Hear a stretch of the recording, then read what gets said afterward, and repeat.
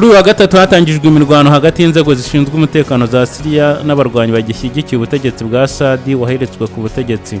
Akaba ari imirwano imaze iminsi 5 rero ikaba ikomeje guhitana abantu benshi aho babarenga 1000 bamaze kwicwa barimo abasivile 750. Iyo mirwano kandi nimwe mu yahitanye abantu benshi muri iki gihugu kuva intambara yatangira mu mwaka wa 2011. Iki kikaba ari cyo kibazo gikomeye abayobozi bashya ba Syria bahuye nacyo kuva bafata ubutegetsi mu mpera z'umwaka ushize mu kuboza kuva perezida wa Syria Bashir al-Assad yahirikwa ku butegetsi agahita ahungira mu Burusiya. Muri iyi ntambara abasivile cyane cyane bo mu gatsiko ka Islam Alawite bakorewe ubwicanyi bukabije bwo kwihora bwakozwe n'ingabo za leta ya Syria n'abayoboke ba Assad aho babishe bunyamaswa. Ariko ushobora kuba urimo kwibaza ukuntu ubu bwicanyi bwatangiye kandi ukanibaza wari uburi inyuma. Ubwicanyi bwahitanye abaturage benshi b'inzirakarengane.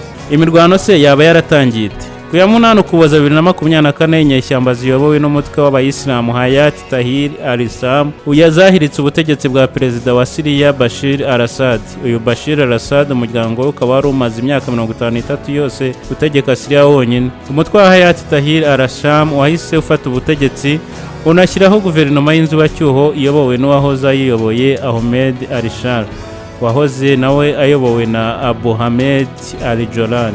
Ahmed al-Shara akaba yarijeje iki gihugu nka perezida wacyo mushya ko uburenganzira bwa rubanda rugufi harimo n'ubw'agatsiko ka Alawite umuryango wa Assad wakomokagamo buzubahirizwa na guverinoma nshya. Ariko nubwo yavuze ibi kuva aho bafatiye ubutegetsi, ibibazo by'ubwicanyi bwo kwihorera byafashe indi ntera mu midugudu ya Alawite.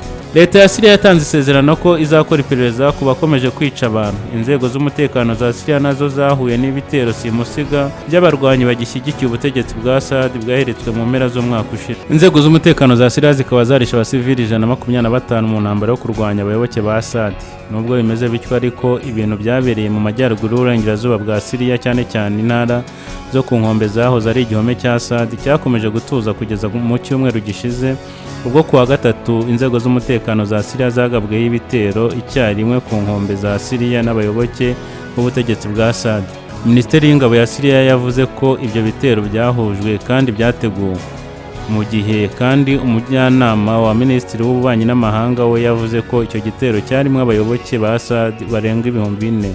Uwahoze ari umuyobozi ushinzwe umutekano wa Assad Mikadih Fatiha ngo yaba ari ufite uruhare rukomeye muri ibi bikorwa, kandi abashinzwe umutekano bo batunguwe cyane n'icyo gitero ngo bituma barushwa imbaraga bicwa ari benshi. Ngo abayoboke b'ubutegetsi bwa Assad batangiye kurasa ku modoka ku bushake bibasira cyane abaturage ari nako banatwika inyubako rusange nka sitasiyo za polisi n'ibindi. Ubu rero abategetsi ba Syria bakaba baratanze icyifuzo cyo kongererwa imbaraga kugira ngo babashe guhangana n'ibihumbi by'abarwanyi baturuka hirya no hino mu ntara cyane cyane izegereye inyanja.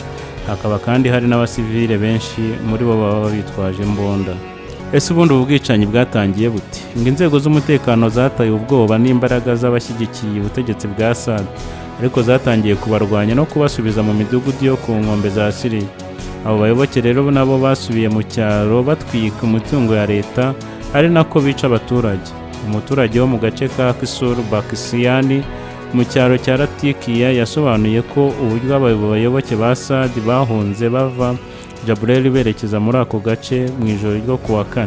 Umuturage yagize ati bihishe mu bitaro inyuma y'inzu yanjye batangira kurasa ku bashinzwe umutekano rusange. Bamwe muri bo babanje kujya kuri sitasiyo za polisi barazitwika.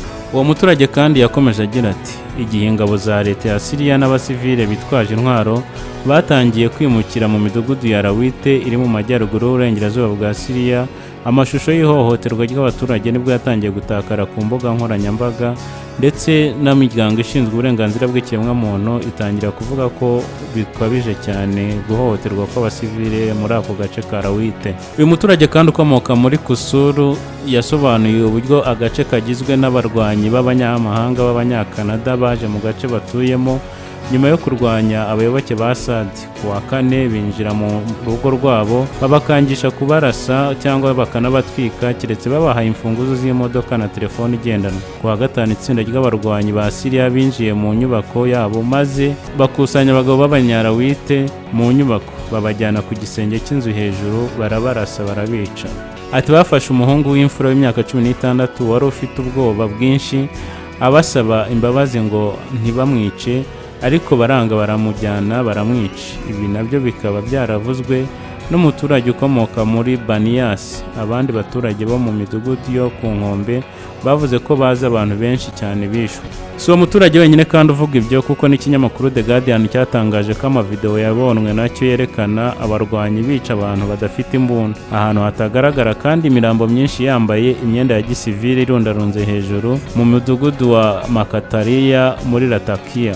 Ese ubundi ninde nyirabayazana w'ubwicanyi bwicwa bunyamaswa? Nk'uko bitangazwa n'umuryango uharanira uburenganzira bwa muntu muri Syria, ngo abagishyigikiye ubutegetsi bwa Assad bishe abantu 383 barimo abasivile 211 n'inzego z'umutekano 172 za Syria.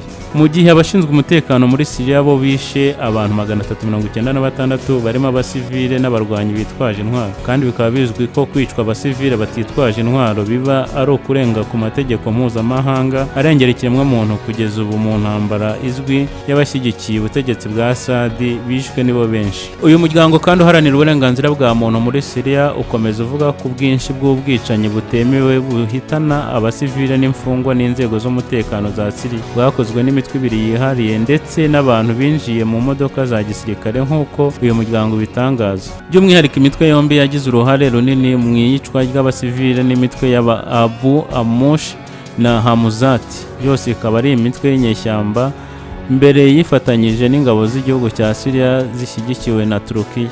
Gusa iyi mitwe yombi n'abayobozi bayo bafatiwe ibihano na Amerika kubera gukekwaho ihohoterwa rikabije ry'uburenganzira bwa muntu, harimo no gufata ku ngufu no kwica urubozo. Gusa nanone ngo iyo mitwe yombi iri mu matsinda atandukanye. Gusa guverinoma nshya ya Syria yo irimo kugerageza kubinjiza mu ngabo z'igihugu, aho Abu Amusha azagirwa umuyobozi wa brigade ya gisirikare y'intara ya Hama, ariko mu by'ukuri leta igakomeza ikagenzurira hafi ibikorwa byabo. Ubuse bwo byaba byifashe bite?